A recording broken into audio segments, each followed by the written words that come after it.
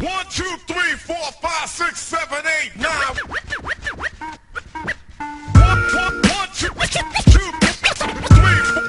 5. 1, 2, 3, 4, 5. 1, 2, 3, 4,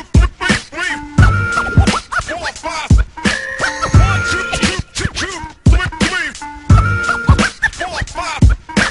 1, 2, 3, 4, 5, 6, 7, 8, 9.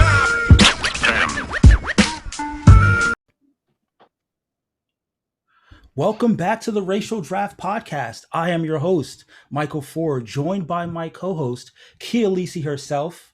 Kia, how's it going? Good. How are you doing today? I'm all right. You know, just taking advantage somewhat of the nice weather, but we're here to do what we do every week. And what's that? Woo! Change the complexion of the comic book universe, one draft pick at a time. We have a special guest this week, the first appearance ever, hopefully not the last, noted thespian, TJ Stukes. Stukes, how's it going? Introduce yourself to the people. It's going well. My name is TJ Stukes. I'm from the Bronx, New York, currently living in El Paso, Texas, but all over the world. Literally played basketball, professional basketball for 13 years. Recently retired. Now, I own a professional team, a professional ABA team, women's, men's, and kids, going down from age 2 to 29, 30. Okay. I'm currently an actor. My first movie that I'm filming, the George Foreman story, is coming out December 2022. We start filming in May. And my second movie, A Game of Chess, which I'm the main character named Chess. We start filming in September, and that comes out November of 2022. All right. And you are, it's okay to be free here. You are also a nerd. I'm a huge nerd. That, like, vastly. Like, I even got, where that? The Dragon Ball tatted on me. Okay. Whoa! I'm a real nerd, man. Real one. Nice. A real one, though. We are also joined by delegate from the Black delegation, Randy himself. Randy. Randy forever. I'm not all of that. I'm not an actor. I'm not an athlete, all of that stuff. But I like to think I play my part too. Well, we've got a stacked show, and of course, if this is your first episode, I apologize, but we are going to do our thing, and we are going to dive into racial draft business. Unfortunately, we are still a week behind on our scoring, so we do not have this current week scoring from the folks at the FCL, but we do have last week's scoring. That was coming in, that came in late. So I'll go ahead and do the rundown and surprise you all with the outcomes of the week 4 of FCL scoring. Is everybody ready for that? We are ready. We are, as always, we go bottom to top, from the lowest possible score to the highest score of the week. Mike, you're trying me. You're trying me, Mike. God damn it. Randy, I'm trying to be on my best behavior. It is Easter. I am going to go get myself. Hey, it's Passover. I might have to pass that over. So, this is taking into account not only the FCL points but the bonus points, and in last place, surprisingly, with 13 points, is the East Southeast delegation. They were led by 11 points from Peter Parker. Okay, Peter. Yeah. Next up was a tie for 2 delegations between the Jewish delegation and the South Asian delegation, who both put up 14 points, including bonus points. The Jewish delegation was led by Black Widow with 7 points, and the South Asian delegation was led by Cable, who had 8 points.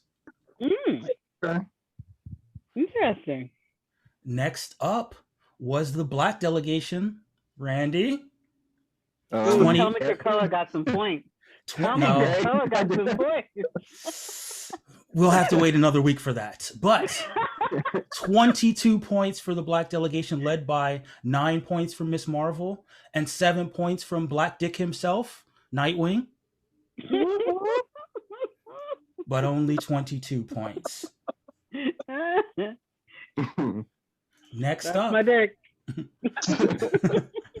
next up He's is the my favorite Polynesian. The Polynesian delegation gave us 28 points. Wow. Their top scorers were Monica Rambeau and Storm, two noted Black women who were taken away by the Polynesians. But yeah, so 28 points for the Polynesian delegation. They're doing so much better than they did that first season. Good thing. I'm totally not bitter about that at all. I'm gonna just graciously take that in stride. I'm happy for them. Well, speaking of surprising outcomes, those of you who have been paying attention in previous weeks have noticed an absence in the early delegations that we name, as we typically start with the lowest scores. But it's time for us to talk about this delegation, the Native American delegation. What? 31 points. What? 31 points for the Native American delegation, led by Carnage. Oh, shit. Native American Carnage finally showed up, and 16 points, followed by 9 points for Cloak.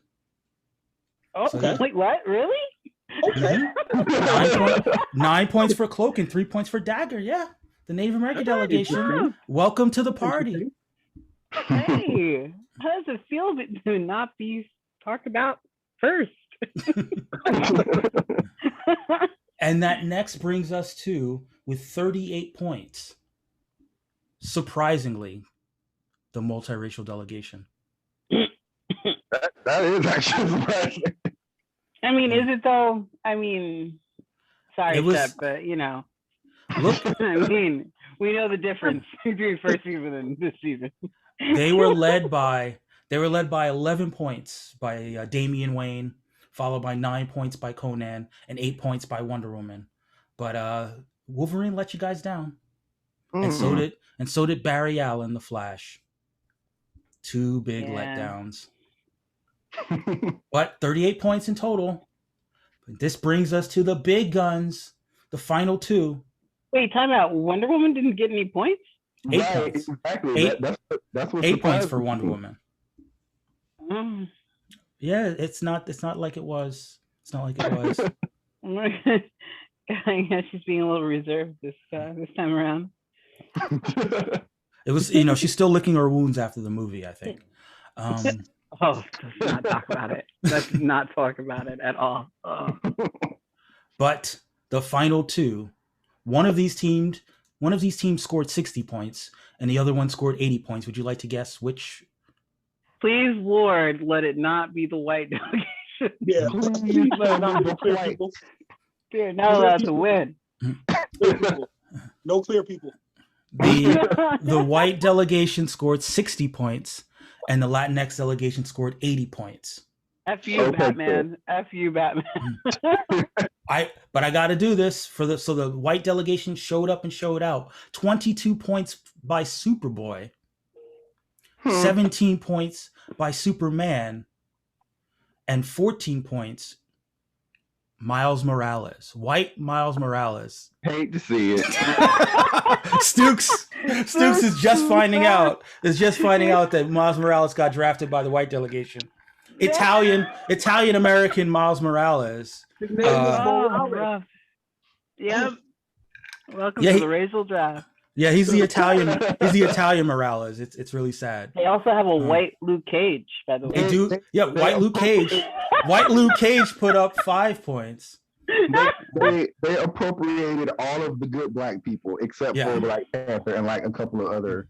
But, for Stukes' benefit, let me run down the team for the white delegation in draft order, just so that you can feel the pain. This is who the white delegation drafted. Cyborg in the first round, Superman in the second round, Miles Morales in the third round, Joker in the fourth, Colossus in the fifth, Luke Cage in the sixth, Superboy in the seventh, Magneto took away his Jewishness and everything in the 7th. Wally West, the Flash. Hal Jordan, just, maximum whiteness. Darkhawk. I guess they just wanted to get rid of the dark part of Darkhawk. and then Miguel O'Hara, Spider-Man 2099. The future is apparently white. This is what the white delegation did to our people. Just disrespectful. Yeah. And now they're being rewarded. Now they're being rewarded. All they do is take. Yeah. It wasn't enough. It wasn't enough. All the years of oppression, they had to oppress the racial draft. All lives matter, huh? Yeah. All draft picks matter. With 60 points from the white delegation. However, our champion, our people of color champion, wow. 80 points. 80 points, led by 36 points by Bruce Wayne himself. A billionaire white man, of course. Latino Batman. 36 points for Bruce Wayne. 15 points from Null, the King in Black, who totally should have been drafted by the black delegation. 9 points from Psylocke. 7 points from Red Hood. 9 points from Psylocke, 7 points for Red Hood, 6 points from Harley Quinn, 5 points for Deadpool, and 2 points for Kingpin. The Latinx delegation. Latinx delegation with 80 points. Last week's champion. So wait, how many of those guys were actually on my team last season? Like majority of them? I mean, yeah. If it ain't broke, don't fix it. Yeah, no. We just stole. Guys had a clear Miguel O'Hara. Miguel. So now I will. Oh no, he's Mickey O'Hara. He's Mickey O'Hara now. Mickey O'Hara. Nah, pass. They say that man is totally Irish now, completely Irish. This is what the white delegation does in the racial draft. Just when you think they can't twist the knife. Now here are the season totals. Obviously, not taking into account this week's scores, which will be, if they come in the middle of the show, I will total them up. But as of now, these are the grand total scores. Again, as we do, bottom to top. Starting out with 39 points, the Native American delegation. They scored 31 points this week. That's right, guys. Yeah. And now they have 39. Next up. Well, next up with 61 points in total, the South Asian delegation. Mm-hmm. Next up with 76 points in total, the Jewish delegation. Mm-hmm. Next with 90 points in total, the Polynesian delegation. Now we're getting into triple digits with 105 points, the Southeast Asian delegation. With 114 points, the Black delegation. All right, now. With next up, 160. Oh, perfect. Came in right in time. Right in time with 163 total points. The white delegation. And speaking of white delegation, we are joined by white delegate himself, Gordy. Gordy, wow. We were just talking about the 60 points that your delegation put up the last week for the second place finish. But we're doing the grand totals so far, and right now you're at 163 for third place. I felt like I was playing for second when I started, as I had to pick up the pieces of the former white delegates. But third place is nothing to laugh at. Yeah. But that brings us to the final two. The final two, which with 198 points, the multiracial delegation in second place, but currently carrying the belt at the number one spot with 230 points, Latinx delegation. So everyone give a round of applause to the Latinx delegation for holding down the lead. Always bet on Batman. I mean, it's a tough thing. It's a tough thing to bet against, I'll say. Mm. But Yeah. the FCL thing is not the only thing we do. We may as well talk about this round of the supplemental draft. What did you guys think of these supplemental draft picks overall, guys? To put it nicely, blasphemy. Wait until you hear these picks. I actually like the picks overall. You know, we won't talk about the fact that some of those picks were commissioner's choice, but you know. Yeah, he's like, I really like the ones that, you know, I had to pick. Yeah, something about him. Something about him. Something about him. But we'll start it off with the first pick of I think this is the third round of the supplemental draft. And it started out with the Southeast Asian delegation, who drafted Lois Lane and fan cast of Constance Wu for Lois Lane. Now I like it. You know, we'll consult with the wiki page for the people who, for some reason, don't know who Lois Lane is. Wiki.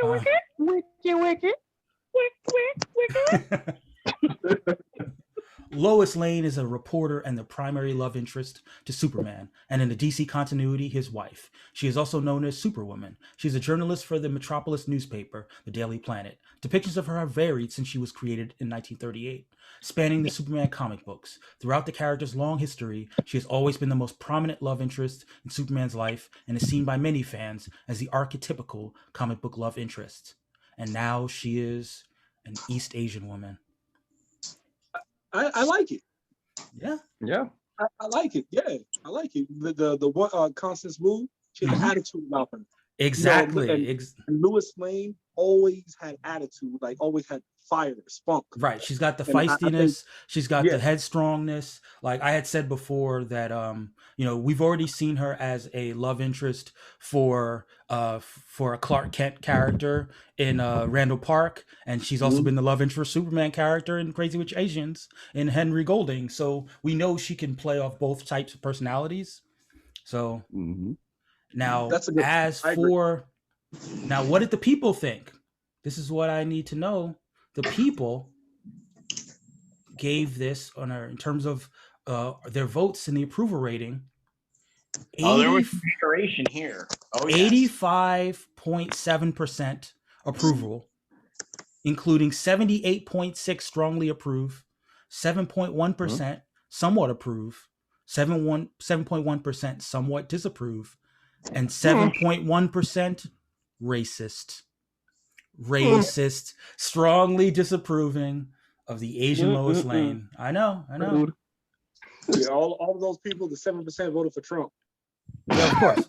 Yes. I'll say it. Wait a minute. I'm sorry. That's the bridge too far. Right?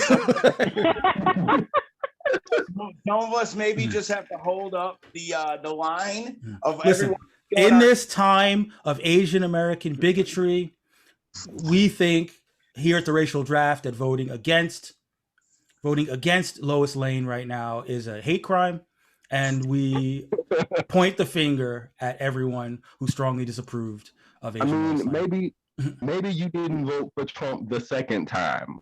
But I'm just saying. I find it hard to believe that's just like totally just. No. Well, shout out to the commenters on this one. We got Fangirl Jean. She said, "What I wouldn't give for Constance Wu's Lois Lane," and I concur. Shout out to P Funk, you know, from the MTR network. He said she would be hands down the hottest Lois on screen ever. I also concur. This is accurate. And yeah, that was it. That was it for fan commentary. As always, when we put these draft picks up, you can find us at Racial Draft Pod on Twitter, and you can go ahead and make your voice known as far as the commentary. You know, with shout us out, and we'll give you an opportunity to be heard on the podcast. But next up, was the multiracial delegation who gave us a little bit of a curveball as they drafted an AI. They drafted an artificial intelligence, y'all. They drafted Friday. What? I can't wait to hear this one. They drafted Tony Stark's AI hologram, the young lady Friday, who I do not remember what the acronym stands for, but give me a second. I'll fill you in. I love that that apparently it's weird to give the AI a race, but it's not weird that we are all okay with it being a woman. Like, yeah. I mean, Says the man that did not want to draft any women on his team. Yeah. I mean, it can't really be that weird because we already had the Native American delegation already drafted the Vision, and he's the synthezoid. So Yes. They also drafted the idea. They also drafted the concept of Deathlock. Yes. You got the acronym? Listen to this acronym, yo. You ready? Oh, you have it? Yeah, I have it. Oh, cool. All right. Female replacement intelligent digital assistant youth. Oh. Maybe it should have been on the white delegation too. Like, they can have it after that. But So yes, according to the wiki, We're saying it's got female and youth in the title, but again, it's just a problem. I'm not with this. well, I mean, if again, going into Friday's story, Tony Stark decided there was no point in trying to hire a new secretary. Instead, he created his own girl Friday, quote unquote, with a new AI program that would appear to be a hologram of a young girl. She had a sweet childlike disposition and was happy to show up wherever her boss needed her. But over time, the Friday persona started to get more mature. She started out as kind of like a child, then she became a petulant teenager, and then eventually she became a grown-ass woman and a sassy grown-ass woman. So, oh my God, there are so many R. Kelly jokes that I have right now. Oh my God. I would have gone with we won't make any R. Kelly jokes on the podcast. But so the multiracial delegation also came with a fan cast for Friday, who I'm guessing this is adult Friday, clearly. Shakira, who is Colombian and Lebanese. So I'll take my appointments from a hologram Shakira. And you just coincidentally happened. Like, you could have just chosen any old body, but not anything weird. Totally not anything weird. Totally platonic. I just chose Shakira. No big deal. Yeah. That person was obviously extremely horny picking that fan cast. I mean, it's a digital. Watching the Super Bowl halftime show again. It is a digital assistant. And I mean, just saying. I feel like you've been sitting on that joke for about 2 days now. Oh, he has. You just coincidentally, you just happened to he was waiting for it. He was like itching. He's like, I can't wait to say that. Oh. I mean, but I gotta lay it out for the people though. The people only gave this a 75% approval rating. That high, huh? 50% strongly approve, 25% somewhat approve, 0% somewhat disapprove, and a full 25% computer racist. It's weird. They were digitally racist on the internet. They were anti. It may not even be racist, just be like they may be scared that AI is going to take over their job, so they just might have a thing against AI. It would absolutely take over their job if you could take up some ultimate It's coming. It's coming. Yeah. So it was not only AI. So the fact that it's not only AI but also part Latina was too much of their fear of having their jobs taken. Is that what you're saying? Is this the time for a border joke? Or They took my job. They took my job. Hey, I live 8 minutes from the border. I can literally see the border from where I am now. Well, There's no wall? Wait, this whole time there's been no wall? The wall, but I can see it. I, for one, am here for Shakira Friday.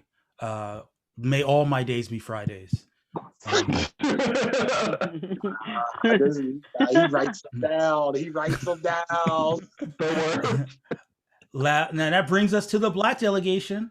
Randy, you did it. Randy. You made the pick. I'll go ahead and I will announce the pick, and I'll give you your opportunity to talk about. Why can't Randy announce his own pick? Well, because I want to give Randy the opportunity to give the thought process behind the pick. Well, yeah, but he can announce it and give the thought process. All right, go ahead. Go Mike. for I mean, it, Randy. you did a lot of picks this week. I don't want to.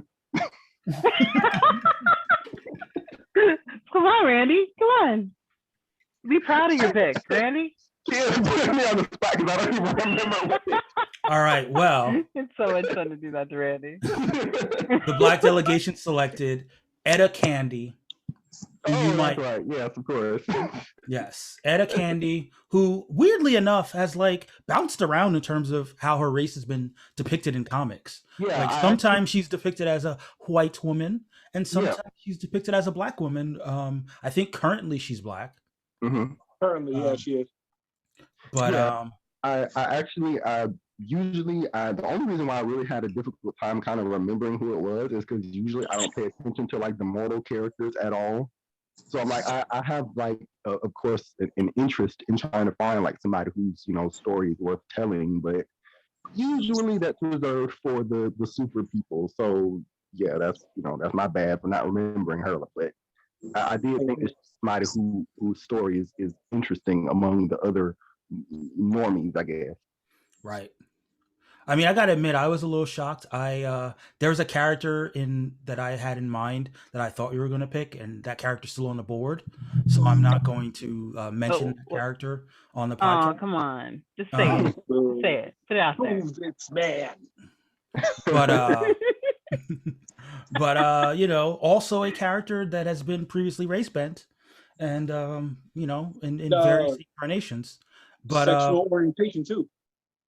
That is true. Yeah. That is true. Yeah. But I'm just saying that, as far I was a little shocked. I was a little shocked to see this draft pick, but I don't hate the pick. I think it's a cool character. I think it's going to be interesting because like we said before, the Etta Candy that we got in the movies was a white woman very much of her time. Mm-hmm. It would be weird if all of a sudden they introduced in the movies a black woman named Etta Candy. Like it would just be like a weird coincidence that there's a black woman who has the same name as the best friend that Wonder Woman had 100 years ago. But in the comics, they play around with that kind of weird stuff, and that weirdness can happen a little bit more. Let me read from the wiki real quick though. Etta Candy is a member of the U.S. Armed Forces and was an agent of Argus, closely working with Steve Trevor. She is also Wonder Woman's best friend. And what they didn't notice is that Etta Candy, is a lesbian. She has a romance somewhat with the woman who eventually becomes the Cheetah, Barbara Minerva. I have a fan cast, Lizzo. Interesting. Seconded. All right, Lizzo as Etta Candy. We're here. We are here for it. Mm-hmm. Just thinking outside the box. I mean, unless you don't like that, Randy. Do you not like Lizzo? I do Randy? Like this. If I said anybody else, maybe I possibly might think of Countess Vaughn, possibly. Okay.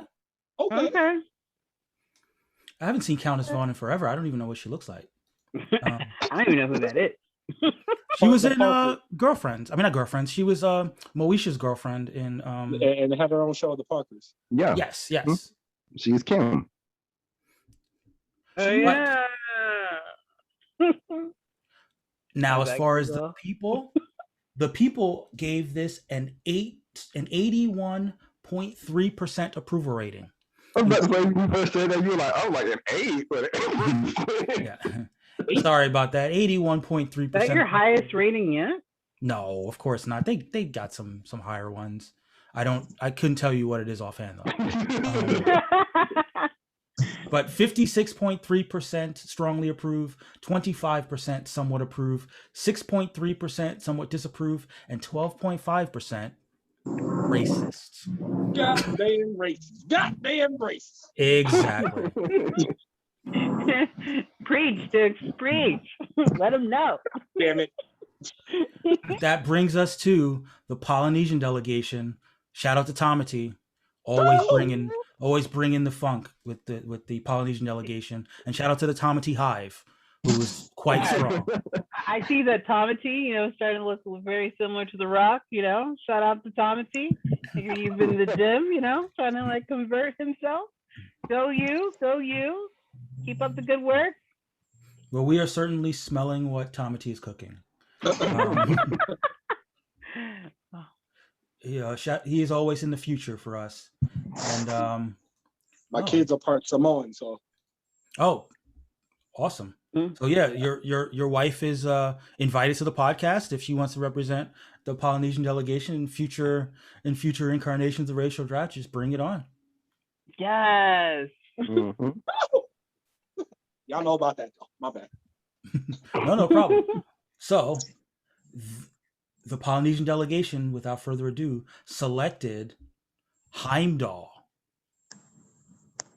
Okay. And they provided a fan cast.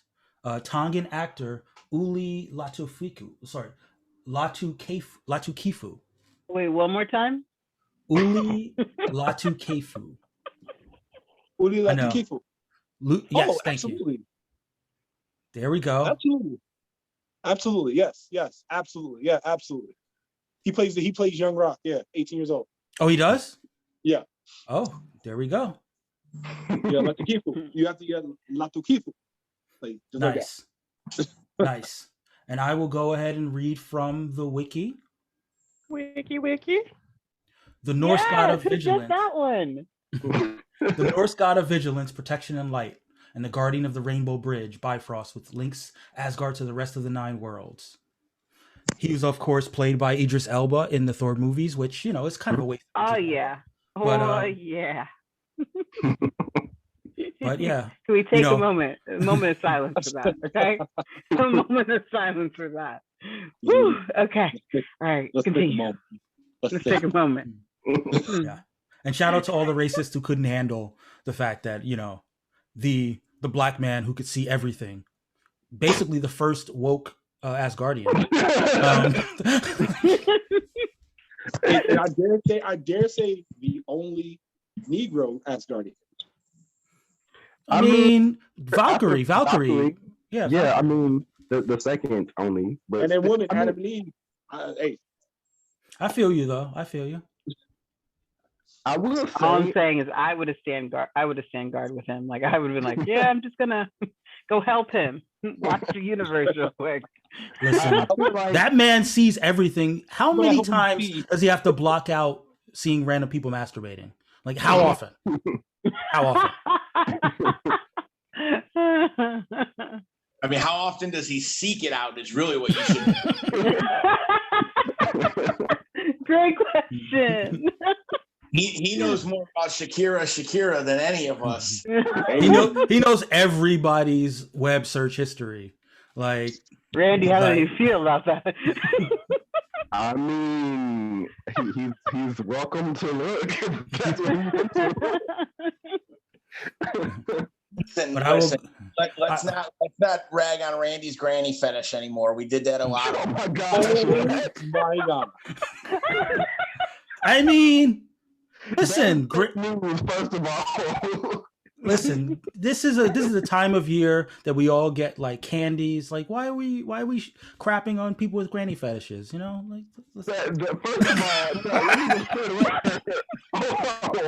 We're not gonna let that one circulate around the room. I'm saying that right now. Definitely not going. Hey, Randy, just go over there and stay on Krakoa. Don't even say anything.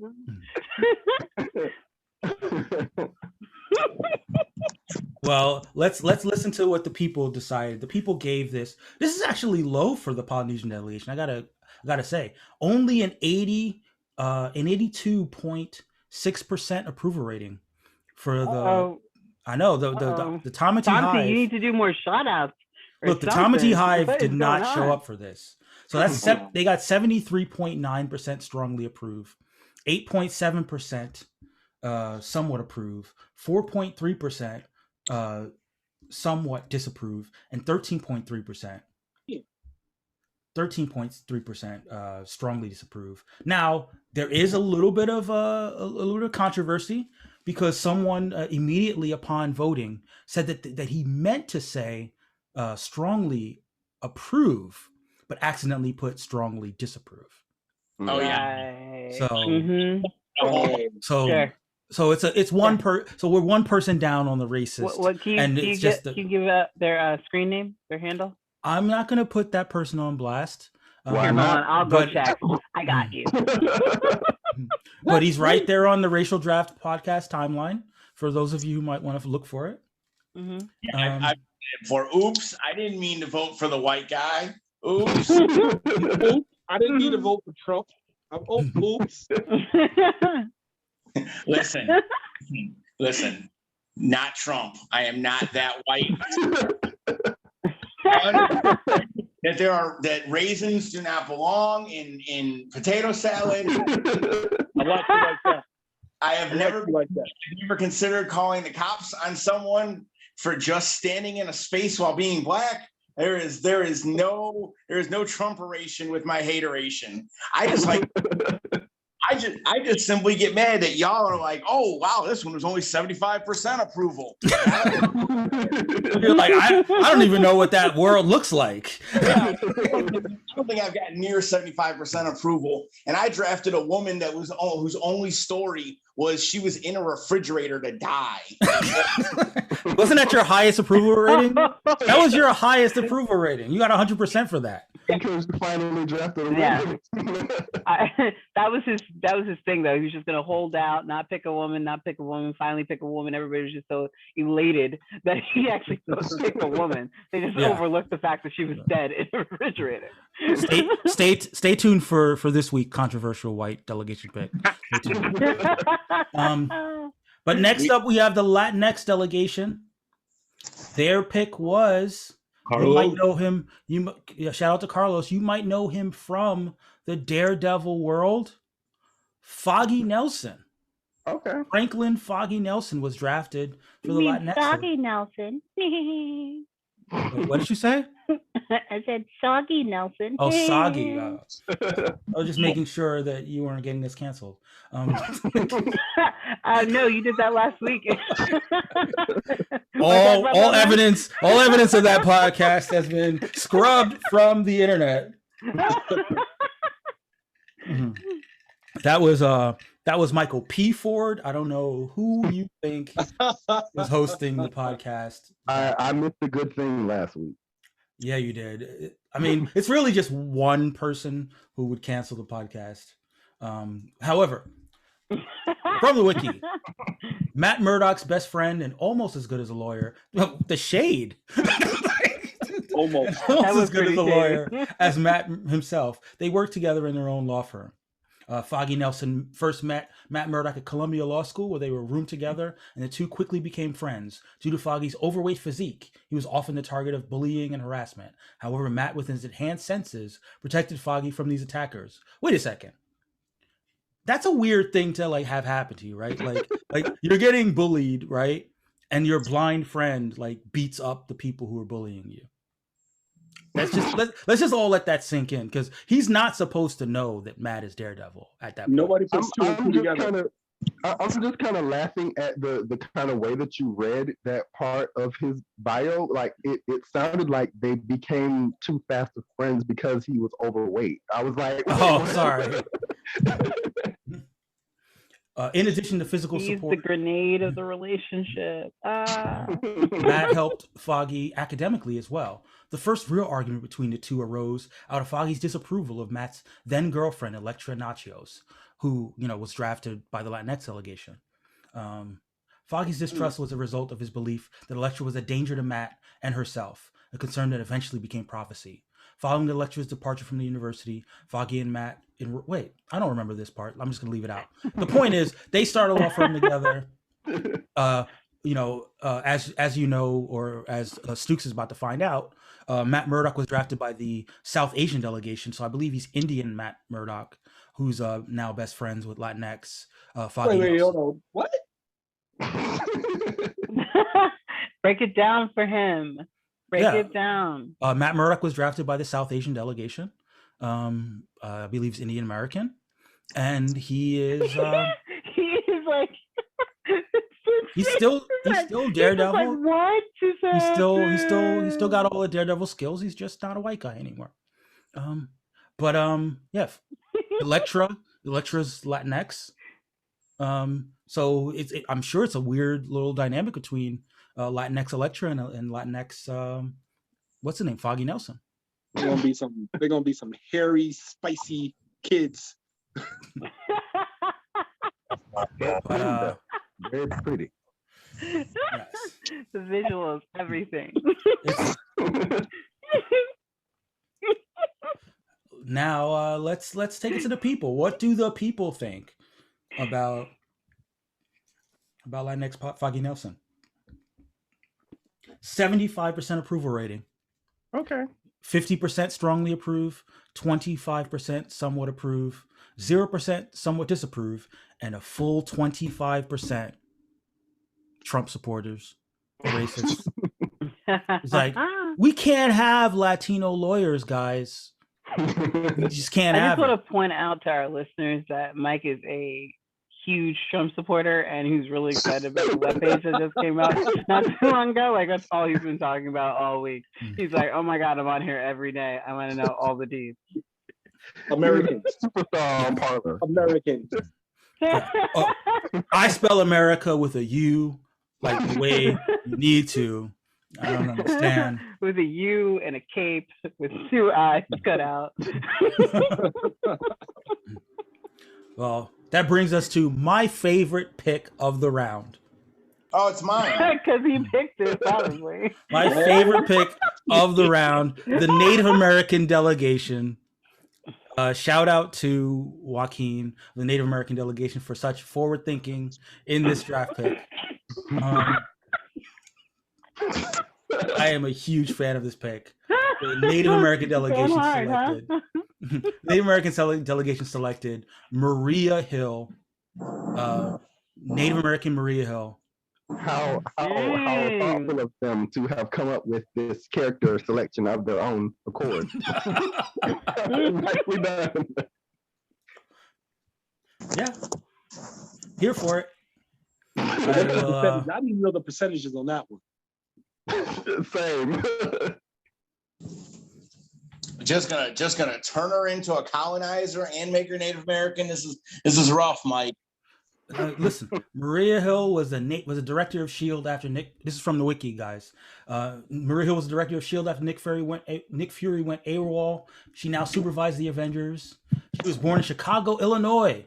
Her mother died during childbirth, something her father always resented her for. When she grew older, she joined the armed forces, then went on to join S.H.I.E.L.D. Maria Hill was elected into the directorate position by the president after Nick Fury went AWOL at the end of Secret War.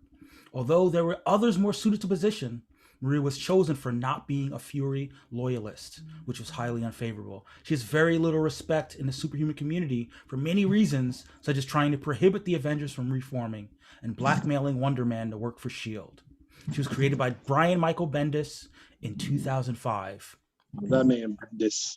Well, Mike, for you, I just texted you a really good fan cast. She's best known for her role in Pocahontas. I am looking up the actress right now. Her name is Q'orianka Kilcher. Are you sure? Are you sure that's how you pronounce it? I mainly picked it because it was pretty hard to pronounce. I'm going to say Q'orianka Kilcher, and she is a very attractive woman, and I do think she, with the right haircut, can definitely play Maria Hill. I'm here for it. Kind of like he had texted it so she wouldn't have to try and pronounce the name. Yeah. Hey, don't judge me. Nice, Kia. That's You could what the have host you could have is for. sent the I'm just link. a You could have co-head. sent the link in our little group for the discussion, but you made me have to type it out. Nice, Mhm. nice All kid. day, every day. Always the baby face, Kia. Now the people, they had their own perspective on this. Of the people, the Native American people that chose this pick No, had their own no. perspective on this. Not Joaquin's people. I mean the people who voted on Twitter. Oh, okay. Yeah. The people gave it an 84.6% approval rating. How many How'd people voted? How'd that make you, Joaquin, feel? Yes. Joaquin was very pleased. 69.2% strongly approve, 15.4% somewhat approve, 7.7% somewhat disapprove, and 7.7% like I don't even know what level of racist you have to be anti Maria Hill, but you're there, right there, 7.7%. How many people voted? How many people voted? That's what I want to know. You can consult the timeline and find out. I don't like to disclose how many people voted. We want to get as many votes as possible. It was somewhere between 10 and 100. Yes. Okay. That's fair. Now that brings us to the white delegation. I am going skip over to them. name the person, and I'm going to let Gordy talk us through this pick. Sure. The white delegation selected a character by the name of Marcus Immortus. Yeah. An infamous character by the name of Marcus Immortus. Why is he infamous? Let us know. Gordy. Why is he so infamous? One of the most infamous characters in Marvel history, Marcus Immortus, was trapped in limbo. Now, this story gets super weird, so we're going to go around some quick bends. He brings Miss Marvel back in the day, Carol Danvers, to limbo, encourages her or mentally you say encourage, I say Rookies.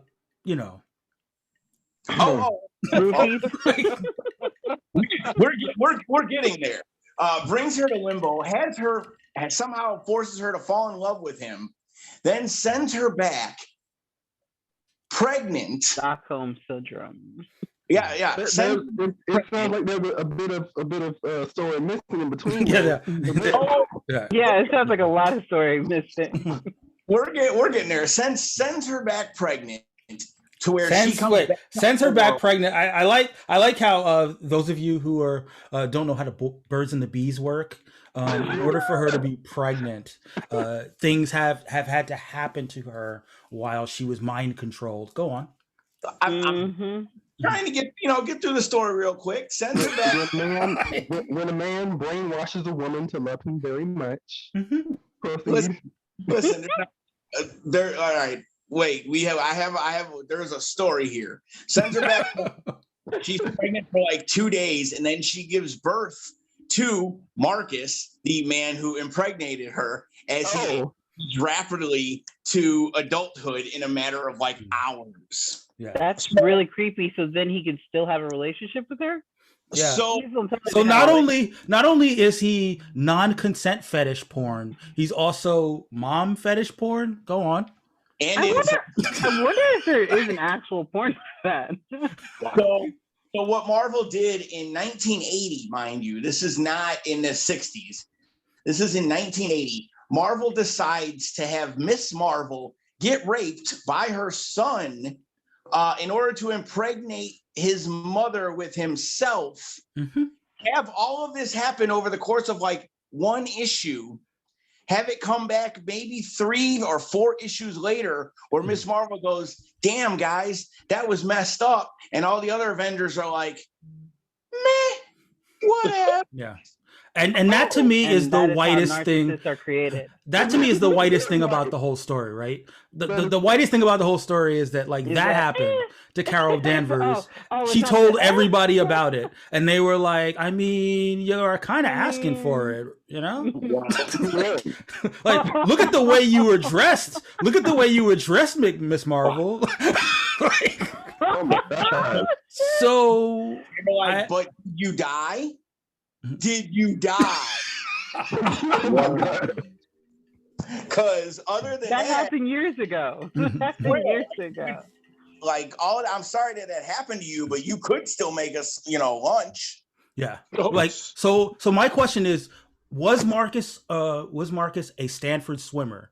I just want to know, was he on the swim team at Stanford, and did the judge say like he had his whole life ahead of him and it was really important that we not mess up his life with That sounds about right. yeah. And leading into that, as fans of the podcast will know, I am a bit of a fan of professional wrestling. So the official white fan cast for this is going to be, I can call him former professional wrestler Joey Ryan. Oh, okay, I get it, I get you. Oh, You cast that rapist to play a rapist. Shit. I would have gone with a Army Hammer, like Yeah, just, yeah.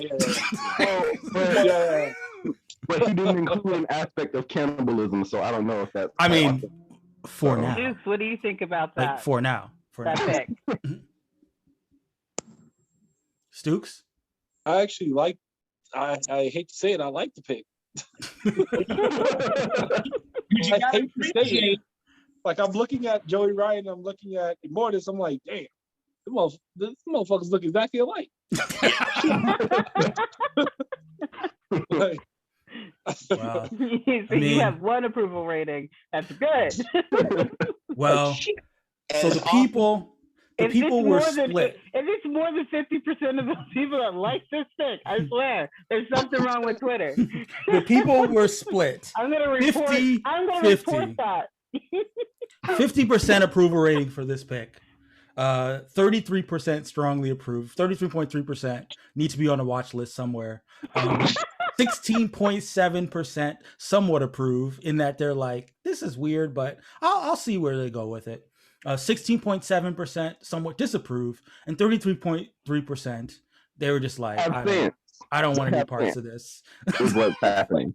like I'm looking at both of the characters like back to back. I'm like, damn it, they look just alike. So the fan casting was on point. Listen, the white delegation has often said that we've embraced our place as evil.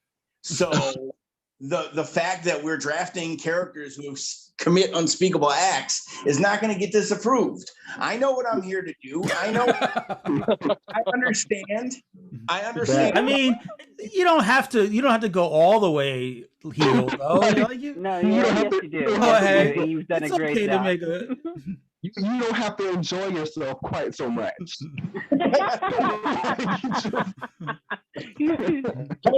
Point taken, Randy. Point taken. Well, that brings us to the Jewish delegation. They selected a character that I'm not very aware of, but maybe you guys have heard of, Sharon Ventura.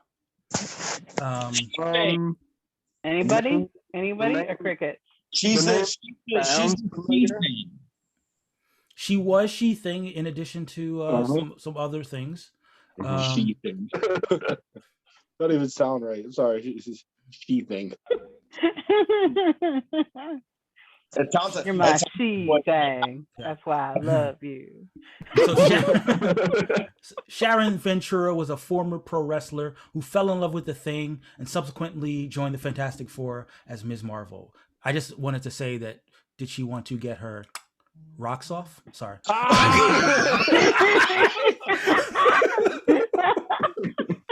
He wrote that one down 3 weeks ago. Too. And It's the wink, though. It's the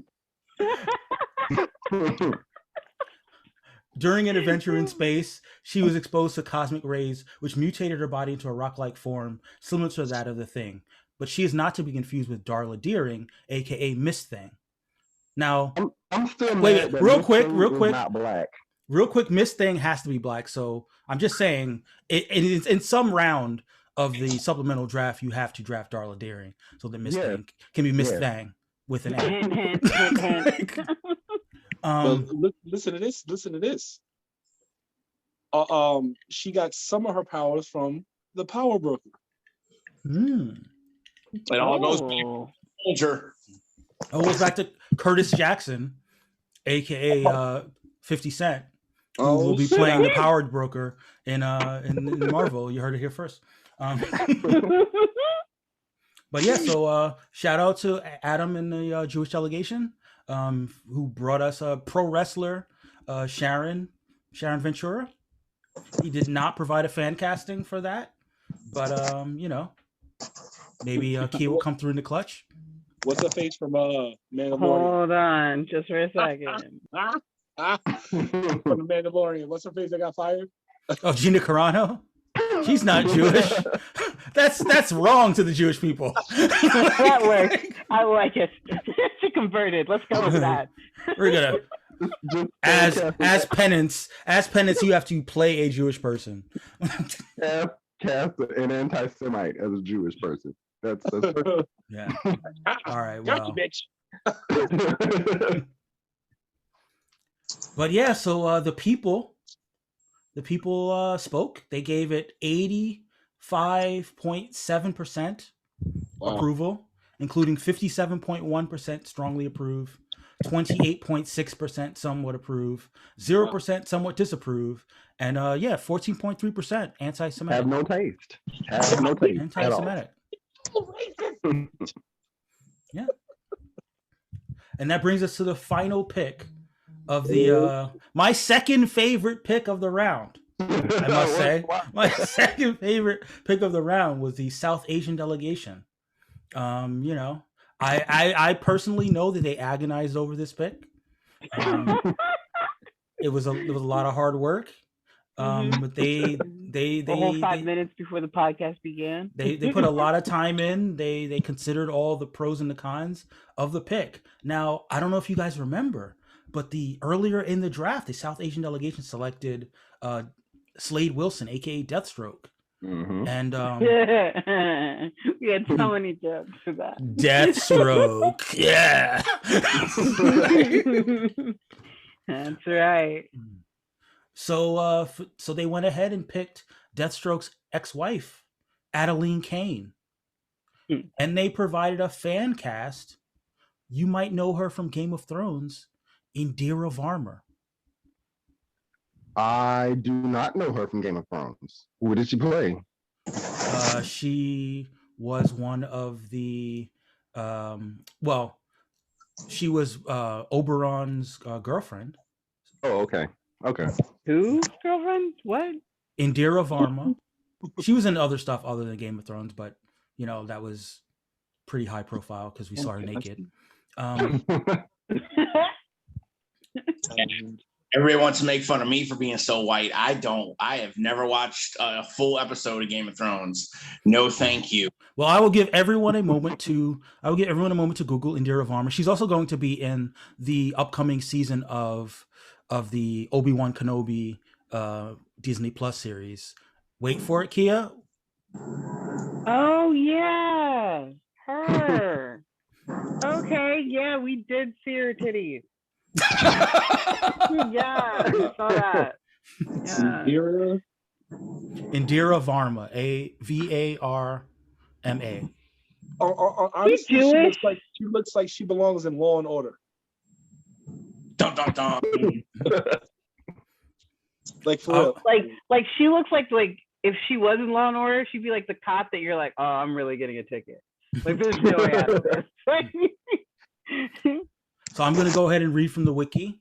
Adeline Kane was a U.S. Army instructor training recruits for a top secret military program called Team 7. She fell in love with and married one of her recruits, Slade Wilson, who would later become Deathstroke. In subsequent years, she became the mother of 2 sons, Grant and Joseph Wilson.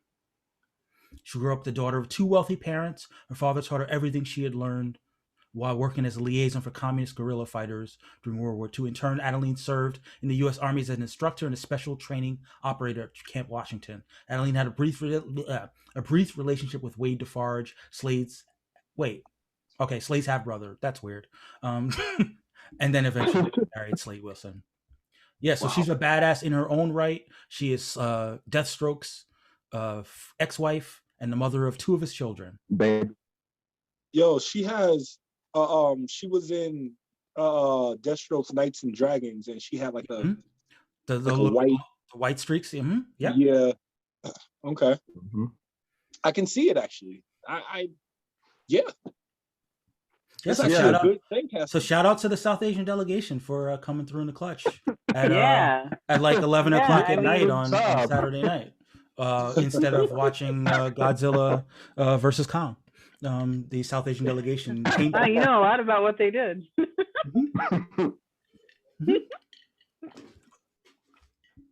But what did the people decide? The people were a little underwhelmed. I got to be honest. People only gave it 71.5% approval rating, with 42.9% strongly approve, 28.6% somewhat approve, 14.3% somewhat disapprove, and 14.3% strongly disapprove. So the people were underwhelmed by Adeline Kane, but I feel like they just need to know a little bit more about Adeline Kane and a little bit more about Indira Varma, because I feel like, it was a very and a little bit more about the person who selected her. No, I mean, I understand that the South Asian delegation is very quiet about what they do and how they do it. Very quiet. Very quiet. Very reserved. Right. So what would you guys say was your, not counting your own picks, what would you guys say was your favorite pick of the round? Randy, I'll start with you. Let me I'm trying to think. Run me through them again. Okay. Lois Lane. Your pick, of course, Etta Candy. Then Heimdall, Foggy Nelson, Maria Hill, Marcus Immortus, and Adeline Kane. Okay, yeah. I have to say. Oh, don't forget Friday. Sorry, I forgot Friday. I have to say. Dude, Lois out of Lane. everybody you've heard so far, what is your favorite pick so far? Lois Lane for me. What about you, Stukes? Logically, Lois Lane. I did like Constance Wu for that because I feel that she's a natural. But in my heart of hearts, he's about to say Marcus Immortus. He's about to say Marcus Immortus.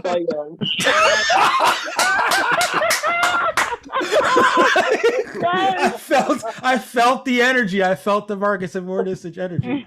What about you, Gordy? What's your favorite pick of the round? I'm gonna go with the one you didn't mention, She Thing, because she got left out, and also, female pro wrestler fits the gimmick here. Nice. And what about you, Key? What's your favorite pick of the round? Actually, She Thing. I was gonna say it. Nice. So already beat me to the punch. Nice. Beat you to the fake punch where you stomp down. Yeah, I mean, it's a hard rock to swallow.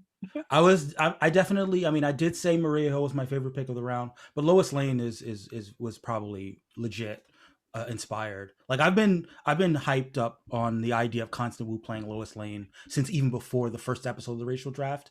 So that's a fan casting I'd love to see, and that's a race bend that I think would really work. So hopefully, fingers crossed, that actually happens. Yeah, and it definitely, if it's a poster that's like on your wall, right? We're not going to talk about what happens over here in the in the draft center, but yeah. So we can transition from that kind of draft business to the news. We had a not particularly super eventful news week. One of the news stories, which I didn't add to the docket. I'll go ahead and add to the docket right now, which was DC Films have they took 2 movies off the slate. Those movies were The Trench, and New Gods. Randy, what are your thoughts about the fact that they canceled those movies? New Gods. I mean, it sucks. It really sucks because New Gods. I mean, anytime they venture outside of like the main Justice League, I get excited just because they're often so focused on like bat centric and like characters inside the Justice League. So I really like when they kind of try to take some risk and venture outside of the easy fare, the thing that people already know. Like I really really love when they try to create hype rather than just riding existing hype. Mm-hmm. And even the Trench, I felt like it could have introduced some characters in the Aquaman world that like maybe possibly Calderon, maybe possibly Dolphin, maybe possibly a big screen version of Garth. I mean, you could. But if I may, I mean, specifically speaking about the Trench, that was Mhm. supposed to be kind of like a horror movie set underwater. Like, Yeah, but if they introduce those characters, they're probably going to get killed, especially because they're black characters. So, is that what we wanted? Is that what we really wanted? Like, well, I mean, no, I mean, I feel like you could still have a horror movie like where they're trying to be like the kind of savior for other characters who possibly get killed. Like they don't necessarily have to be the victims or have that happen to them. So I mean, they could have had a really good because we don't have very many superhero movies that take place underwater. So really any kind of extension into that realm is still something that we could consider like a fresh take. You get what I'm saying? Like we have horror movies that take place underwater, but not superhero horror movies that take place underwater. So it would have been really good that they, branched out and tried something new. And apparently, wherever they place the blame at, whether it's what is actually responsible or whatever they scapegoated to do, it still sucks. I wish that they would go more outside of their comfort zone, and I wish that they would not be so heavily influenced by the more toxic elements of fandom. I'll just say that. Stukes, what are your thoughts on those movies' cancellation? I think that both are terrible mistakes. To piggyback on what Randy was saying? Yeah, Randy was saying, sorry. The piggyback on what Randy was saying is just like create new hype. We all seen how many times Superman, Batman, just going back and forth with that. And I understand that they're the biggest IP. Yet, it's like when you create new hype, it's something to get excited for. It's something the unknown is exciting. Remember when everybody said Guardians of the Galaxy would be trash, the first flop that Marvel had? Well, and now it's probably either number 1 through 3 and everybody's Marvel list. Yeah. But what I would say, sort of to counter that, just the main thing is that Marvel already had a foundation of movies that were working and were successful. And I don't want them to never do a New Gods movie, but I think that right now they need to focus on like foundationally, like what their movie universe is going to be. Yeah. And I feel like, unfortunately, they just did a movie with the Snyder Cut, which took their most well-known New Gods character and kind of made him look like a punk. Like it would have been hard to take that character that that people already hadn't never been introduced to. But they were introduced to him. He didn't really set the world on fire, and now like that would be the primary draw of a New Gods movie. I just feel that with the New Gods movie, it would have been something that never been ventured on that side. I agree with that part. With the Snyder Cut, they tripped themselves up because they cut their own feet off because they re-released basically a movie from a different director 4 years ago. Yeah. And so now it's like, damn, why didn't they release this? Why? I mean, it's sad. It's sad because basically they prioritized a loud, outspoken, small segment of the fan base. They gave that group, essentially. I mean, I know they gave it to the project, but they spent $70 million to get a Snyder cut out at the cost of future projects, essentially. Right. You know? And my feeling is that basically it was, I mean, even if you want to try to say that they can't do this New Gods movie because they already introduced Dark Side and all this other stuff, there's still this notion that the studio kind of moved in a way that was not necessarily logistical, but it was more just a spite move. That's what it felt like. It felt like, okay, we gave you your little Snyder cut, okay, enjoy, and now we're going to try to ruin this thing that everybody actually was anticipating, like the majority of people were anticipating with the New Gods.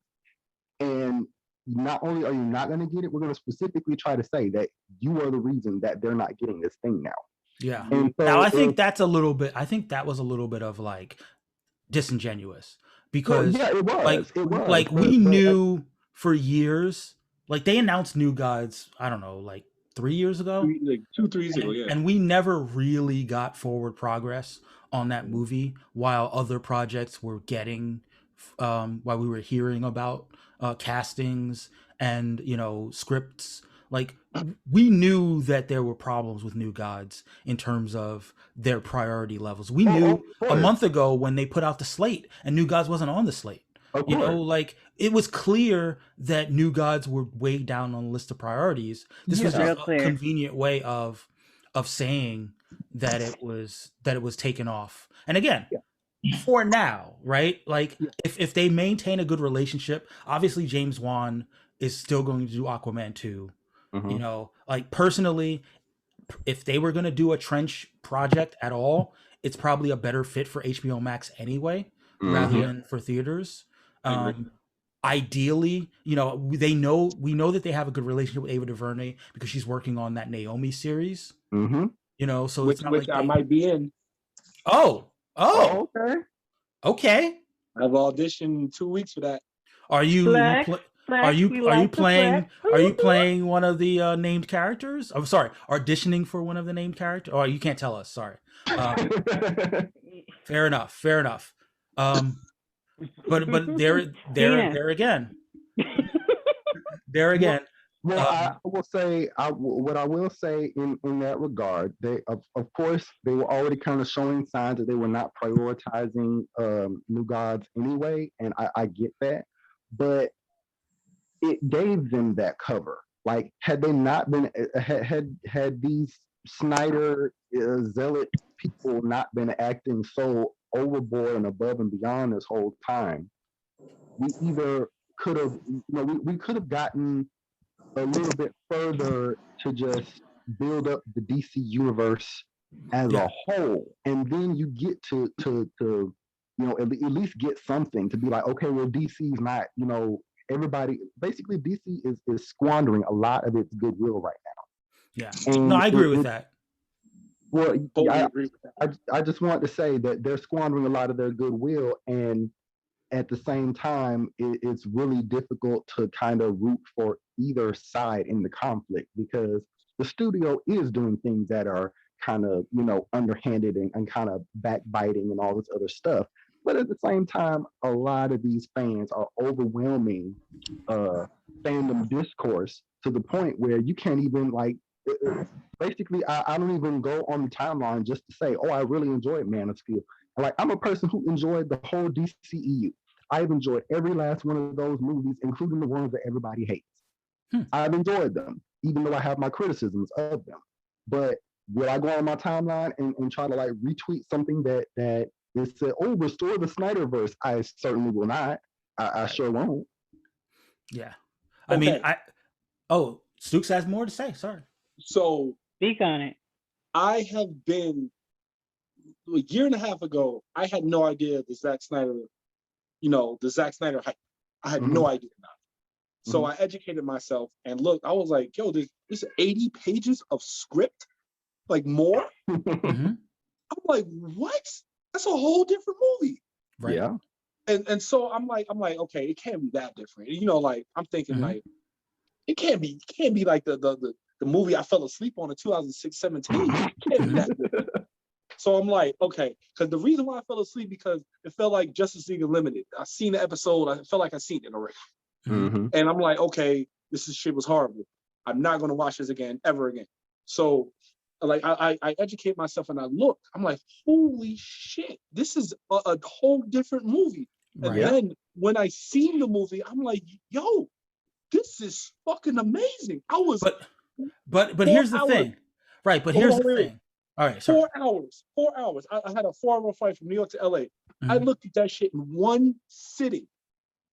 And I promise you, I was like this, like just enthralled. I was all in. And Mhm. unlike the original Justice League, I was like, Right. okay, this is what the Yeah. fuck is this shit? This But trash. here's the thing. I too, I've seen it twice, right? Okay. But here's the thing. There's no way in hell that I would have sat in my seat in a movie theater for 4 hours to watch that movie. Right? Facts. Me Like and you are we different have now. to remember that this movie was supposed to be a theatrical release and it was Right. meant to make $1 billion.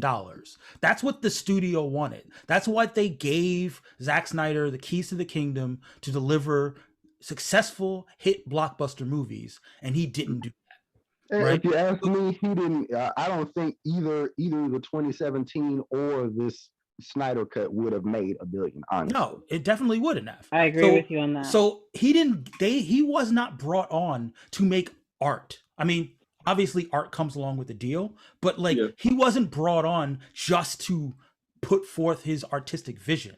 He was brought on to make Money. the DC films cinematic universe into a successful enterprise, and he failed. You know, as much as I will Ethically. rewatch Man of Steel because I like Man of Steel. What? But Oh yeah. Yeah, but- Man of Steel.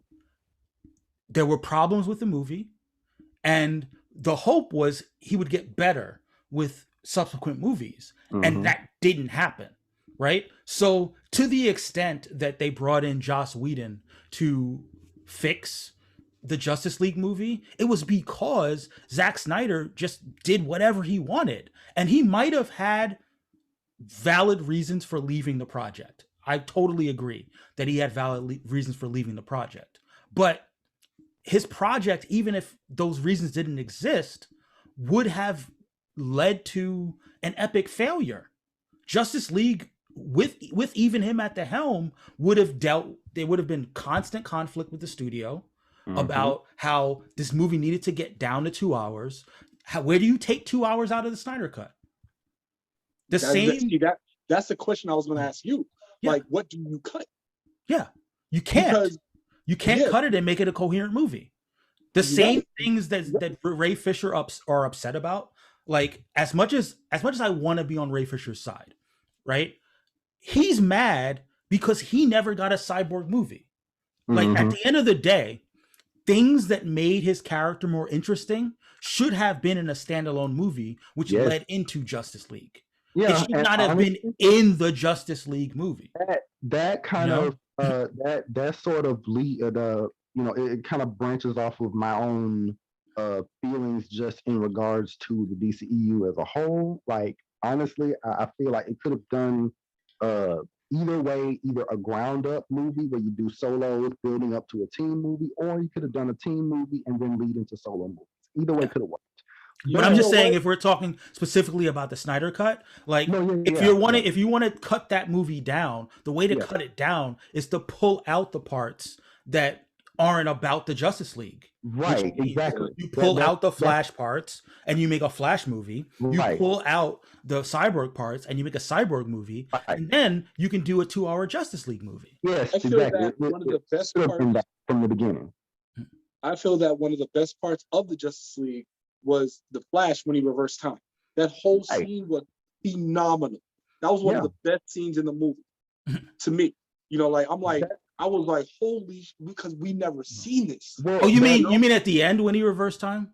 Yes. Oh, okay, sorry. I thought you meant in the beginning. Sorry. Yeah. No. I mean, Yeah, that was- for that sure. was That was by one of the far best scenes in the movie. Yeah. That's I'm basically like- what a lot of people are saying. They're saying that like a lot of the best parts of the movie are the individual, like the kind of things that focus specifically on individual heroes, which it kind of feeds that feeling of like they don't really have an understanding of how to build up the story. When I say they, with Zack Snyder was the one who wrote the movie, right? I think it might have been Donald Goyer. Okay, well, David Goyer, sorry.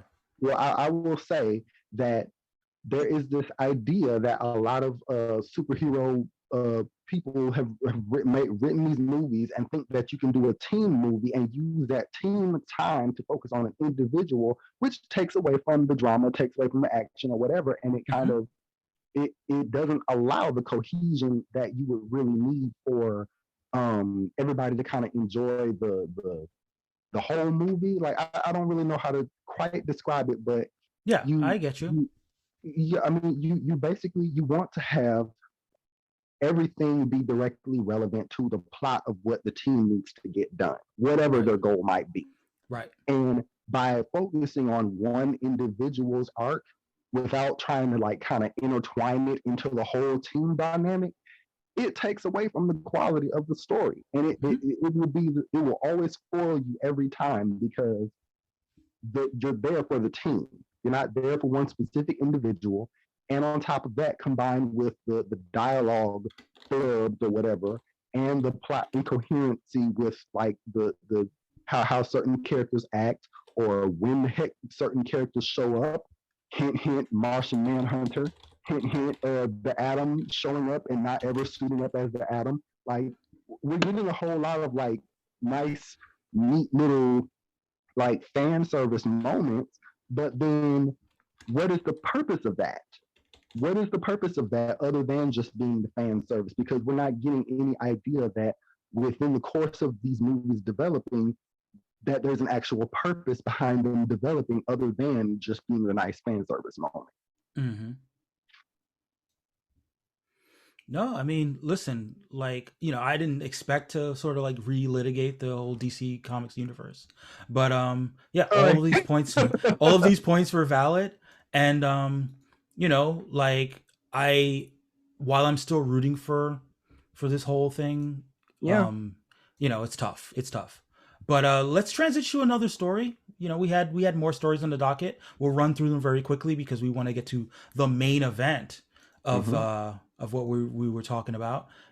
Quickly, Stukes mentioned, he mentioned Naomi.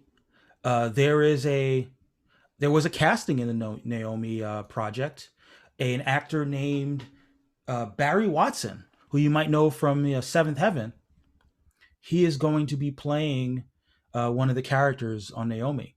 Stukes, are you a fan of Barry Watson? Are you familiar with the actor?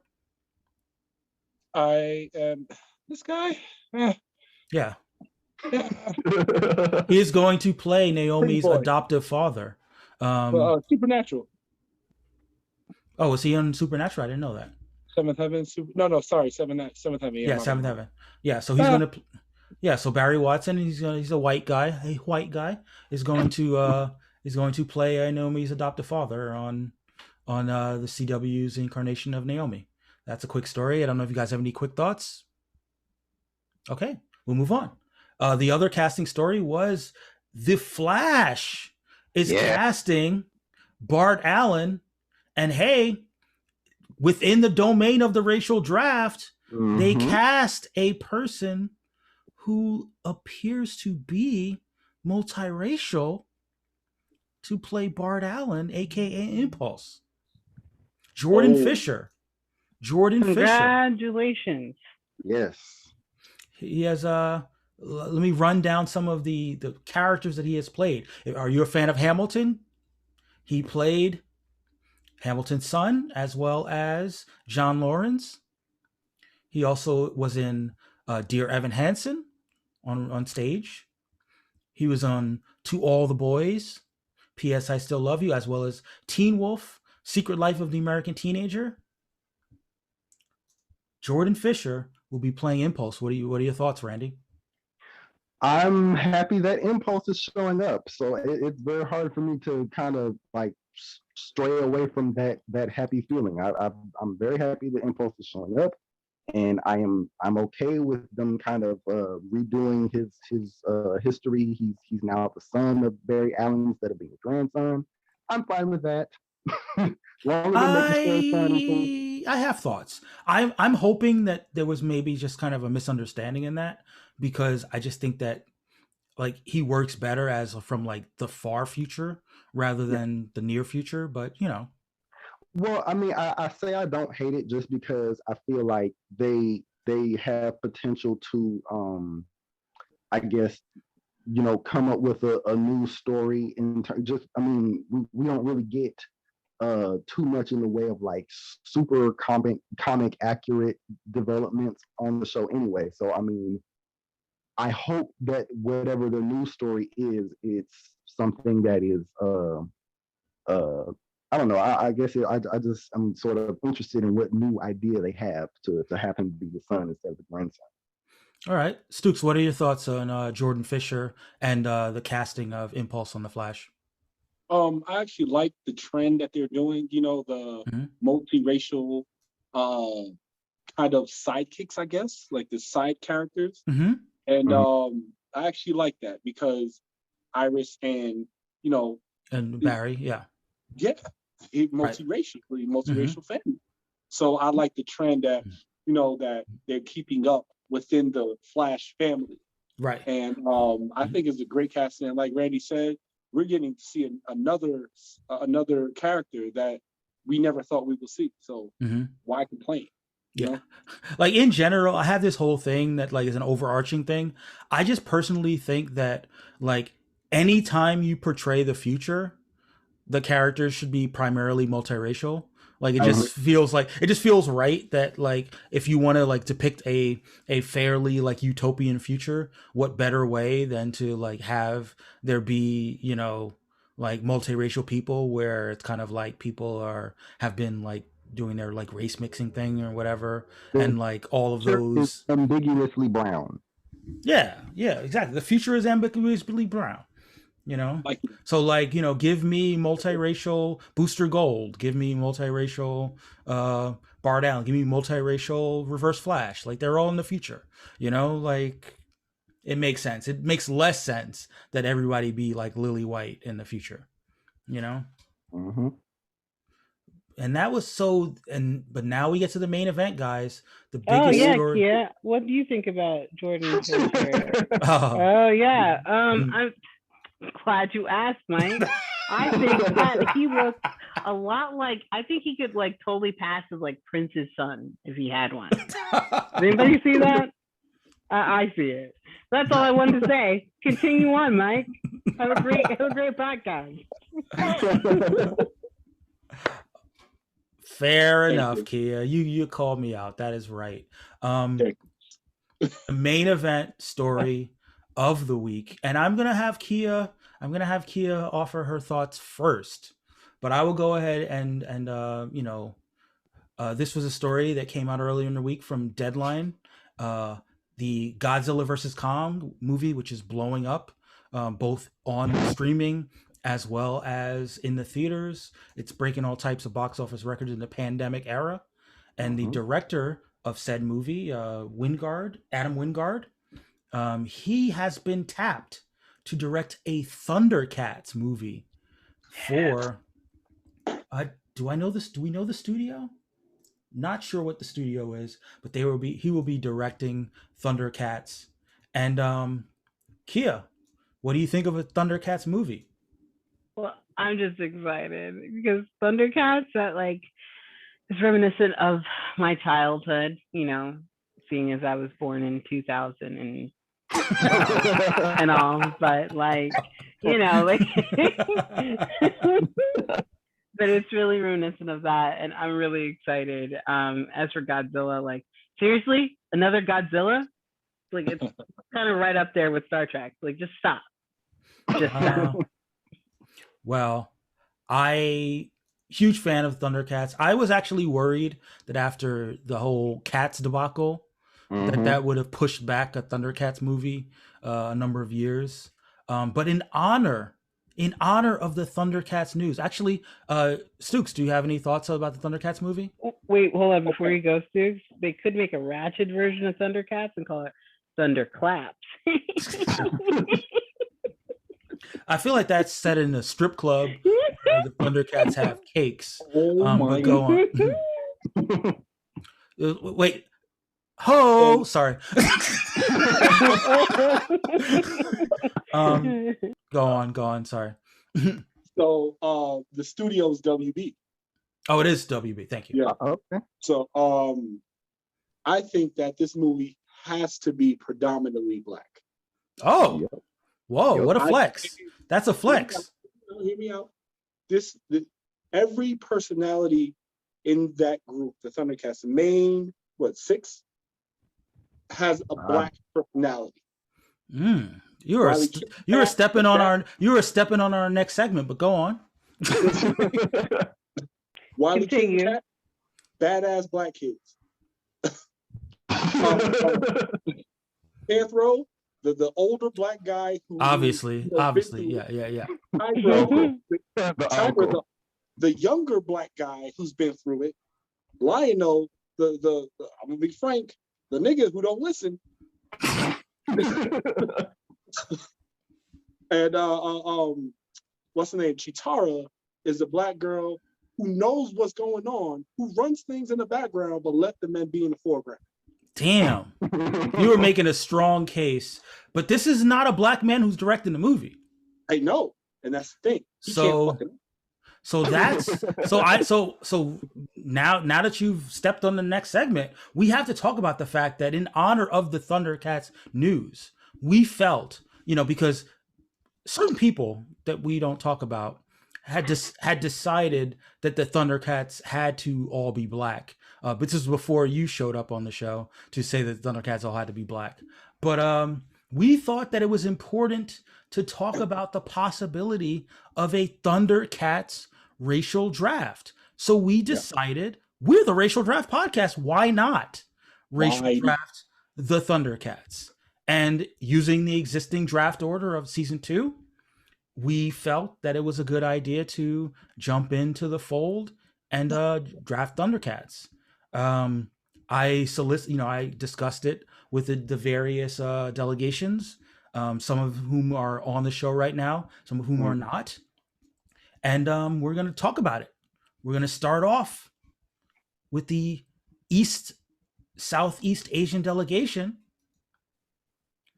They decided to start us off by drafting Tigra. Accurate.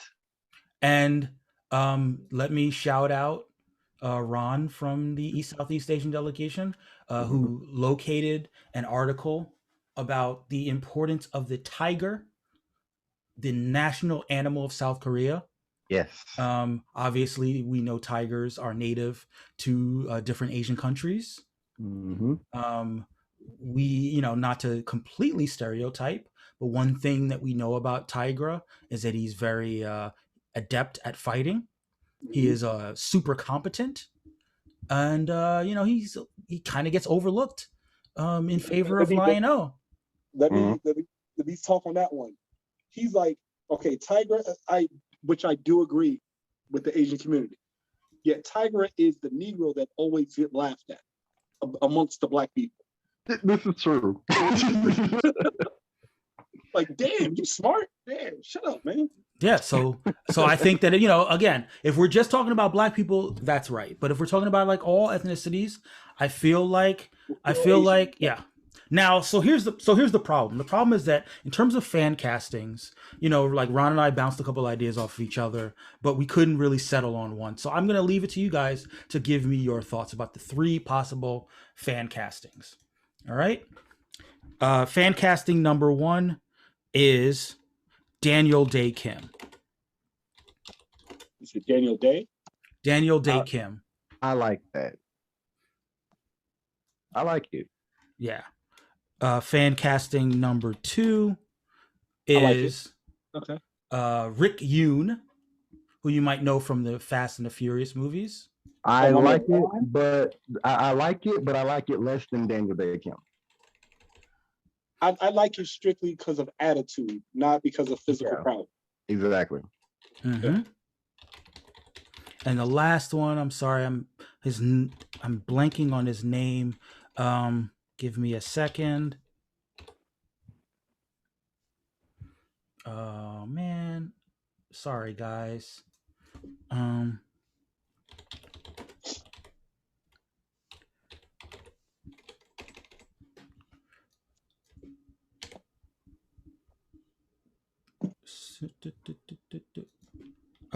Kia, do you mind vamping for a second?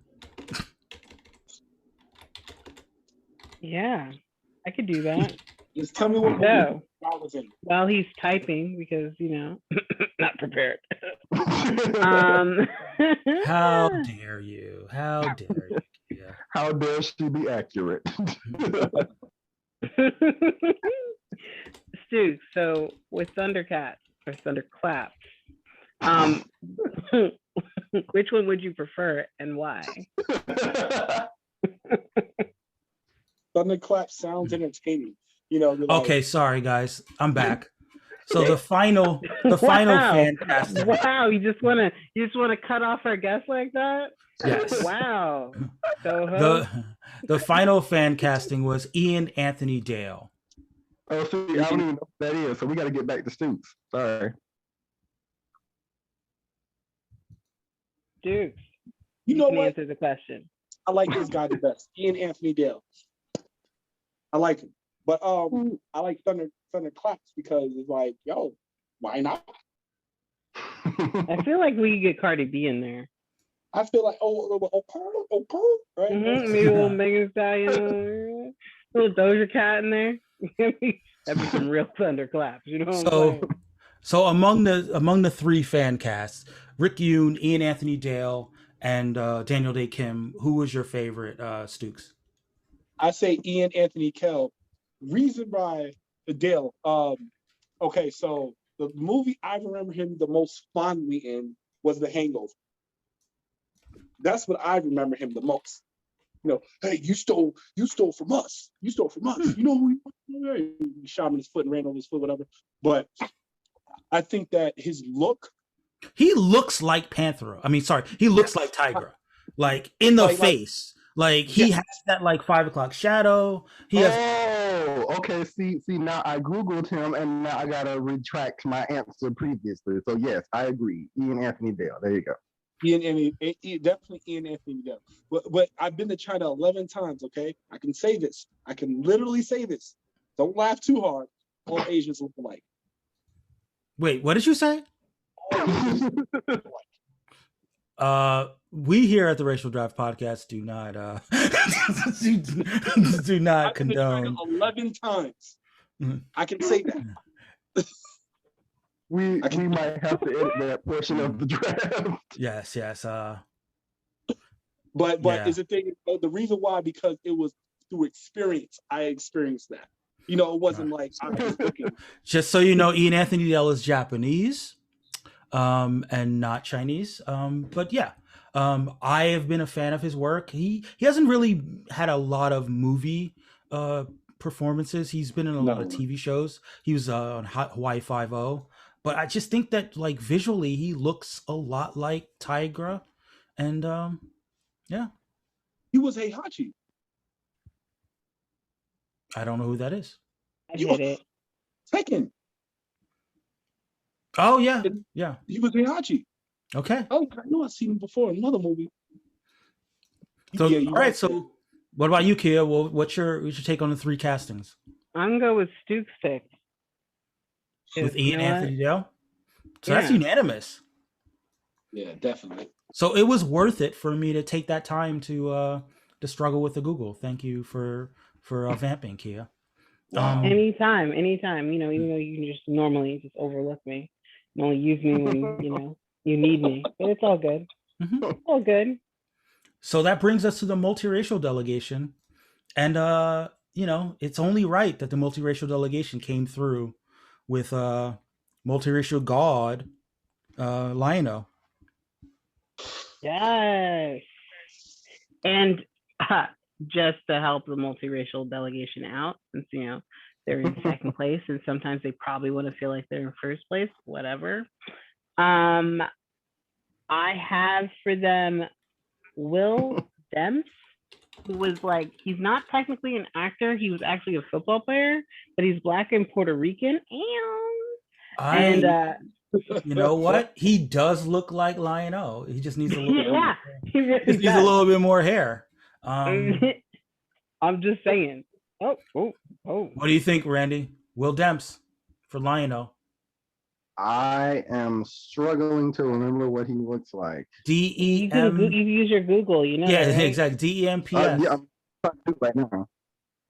Yeah, Will Demps. Will DEMPS. Yep. Junior. Let's see. What does he look like shirtless? Future baby daddy. Ayo. You know what? I can see it. You can see it, can't you? I can see it. I got skills. This is Hire accurate. me. This is accurate. I welcome this. Yes. See it. Yeah. As do I, Randy. As do I. I feel like those welcomes are a different kind of welcomes, but like I don't know. It could be one and the same. So there you have it. You have Will Demps for the multiracial delegation. Wow, I can really see it. Yeah. Shit. All right. So next up, we have the black delegation. Listen, I'm black. Randy's black. Stukes is black. This whole time, but Mike, like, you've been black. I mean, I feel like the only pick here is Panthro, right? Period. That's it. Right. Ain't nobody else. Period. Michael Jai White for Panthro. That's correct. Can we? Okay, well, let's hear what Stukes has to say. Okay. I'd say Michael Jai White or Sterling Brown. Sterling Brown. Wait. Sterling K. Brown? Yeah. Yeah. Sterling B. Brown. Wait, has Panthro ever cried? Has Panthro ever cried? Ever? Like, why are you trying to cast a Panthro that is going to look us directly in our souls and be like, when Thundera died, it really you gotta. Okay, so we all looked at Thundercats at one point or another. Yes. And he was always the most prideful about it. Yes. So I feel that an actor that could get in touch with their emotions, the pride is a strong emotion. And he could have like almost like a Vegeta-esque, pride the way he holds them down. Okay, well, in that case, then I will see your Michael Sterling K. Brown, sorry. I will see your Sterling K. Brown, and I will raise you a Yahya Abdul-Mateen. Ooh. Okay. Now we're talking. Yahya who? Yahya Abdul. He played Black Manta in Aquaman movie. He played Dr. Manhattan in the Okay. I don't remember how to spell his name. Okay. Come on, Mike. There we go. YAHYAABDUL Mateen II. Okay, thank you for that. I'm not saying that. But yeah, I would agree with that. Yeah. Ooh. Yeah. That is sexy Panthro. Yeah, I mean, That's the only kind the of lights Panther are I off. care about. I wouldn't be mad. That's the only kind of Panther I care about. So Fair enough. So That's fair. are we team Michael Jai White or team Yahya Abdul Mateen? Yahya. Yeah, let's go with Yahya. Yahya it is. Yahya it is. Yahya. And that brings us to Yeah. that brings us to the Polynesian delegation, where I have to exercise commissioner's choice, apparently. Where the Polynesian delegation drafted Chitara. Let me hear this one. Well, I got another idea for y'all. All right. Ready? You're gonna use my accent right here. I don't know why. I don't know why either. I don't know why either. Maybe it's the only one I can do. Kelly Hugh. H-U. Who? Kelly who? But she played in the Scorpion King. Absolutely. I can see this. But isn't Kelly who? Her face just screams, yeah, Chitara. I like that. Okay, I like it. But remember, she's a little bit older. I mean, I'm here for it. I'm yeah, here but for she it. still has that look. She still, you know what I mean? Like she Yeah, has that like. look, though. I think she has Does this she great look. have cakes? Is the question that needs to be asked. Yeah. Does I she would have $500 if you find an Asian cakes? I would literally pay you $500. I would cash out you $500 right now if you could physically find face to face an Asian with cake. No, but this is the Polynesian delegation. This is not the Yeah, Asian Polynesians, delegation. they get some cakes because, you know, there's, Like I said, I'm married there's to that African in there. I'm married to no, they're either big or wide. Is that one of the other? I mean, they invented the hula, so I'm assuming that they got a little bit of something. They got hips, not ass. Well, I don't know. I Powerful feel like thighs to the run. lack of the lack of Chitara cakes. You know, we gotta leave that as a question mark. That's a because I'm thinking she's a runner, right? You gotta have cake, right? Yeah, that's what I'm saying. Yeah, she runs. She's a sprinter too. She's not just she's not like a long distance runner. She's not lanky and she's got thighs and booty and like I agree with that. So we'll leave that for the people to decide where Chitara's cakes will come from. Do you think that they would be the same way? Like, with the underwear and painting and no, we don't have to get into the whole questionable, because otherwise, that would have been otherwise that would have been like a black delegation FloJo type choice, like that really would have been like the direction to go. I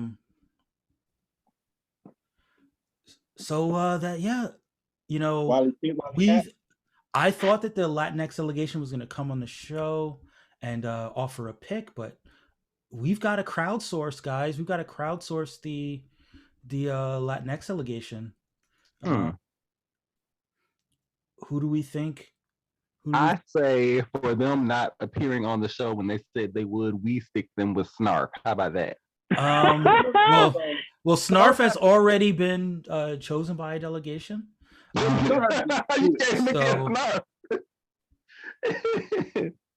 So I'm going to go with one of the Wily Kits or the Wily Cats. Oh, what about I just thought about it. What about like maybe because I'm trying to think of all the different characters, and I figure that the main ones have all been taken. How about where the Thundercats live? Oh wow, that was a Krakoa shot. But in Thundercat form, what's up? I mean, you could have them have Mumra or somebody. I don't know. I mean, no, you can't make Latino Mumra. That's just wrong. End with an A. I mean, it sounds kind of Spanish. I mean, I know there were pyramids in South America, but they're clearly not above getting a character like Null. So okay, fine, they're Mumra now. I'm going radio this one. I think that we give them Jaga. I would say I don't think you can veto this. I think it's a voting thing, right? Yeah, we're talking two against one. No, Stukes has a say. Like I'm, trying to influence Stukes on this. Stukes knows who's cooler. Come on, Stukes. Come on. See, this is what I do when I'm facing a hard conundrum. I just fall asleep. Look, the Jaguar is, there's a Jaguar in South America. Nope. You could you get an Edward James almost to be like the older, Randy and I more are having a bonding mentor, right now. more mentoring role. Edward James almost can be Mumra. That is just wrong. That is unacceptable. It's acceptable. Matter of fact. Let it happen. Carlos, I want you to hear this, Carlos. This is what happens when you don't come on the show. They're mad that Batman and the Latinx delegation are winning in the racial draft right now, and they're trying to sabotage the Latinx delegation. But Yes. this is what's I mean, happening. no. But yeah. You get, matter of fact, instead of James Olmos, you get the big fella who played Machete. Get him to play Momra. There you go. Wow, you're asking for. Wow, you're like, why can't I remember his name? Exactly. I don't remember his name either, but I remember. You'll get that big guy from Longest Yard to play Mumra. Yeah, Danny Trejo. Danny Trejo is Mum-Ra. That is crazy. Wow, he's like 104. And see, now you got a third person that is trying to suggest people for Latino Mumra. So you're outvoted. Sorry. Wow. I don't approve of any of this. I did leave it up to Yes, the you rest did. of the group, and the You're rest of the group overruled me. And this is why I don't normally allow it for the rest of the group, because Can we say control issues? but that brings us to the Native American delegation.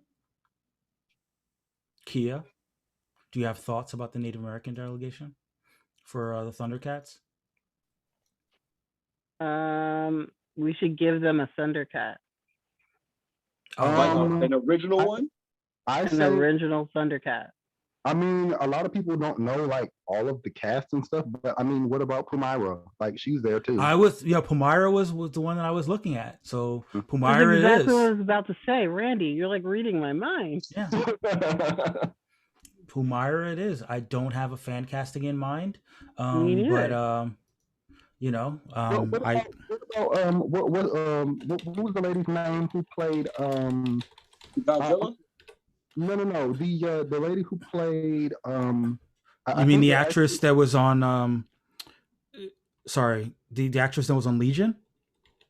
Her, or if they wanted to go with someone slightly older, I was thinking maybe what about the lady who played Anaxuna Moon on The Mummy? Wasn't she Native American too?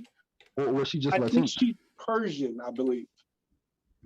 I'm trying to think. Dang, who? I know who He's you're trying to talking about. pretend like he doesn't know, but he has her poster. The girl who played Kingsman. I have her poster without her name on it. Sorry. Randy, you heard me? What'd you say, Steph? The girl who played in Kingsman with the metal legs. No, she's not Native American. She's Persian. Oh, okay. yeah. Okay. That's the same girl. That's the same girl. Okay.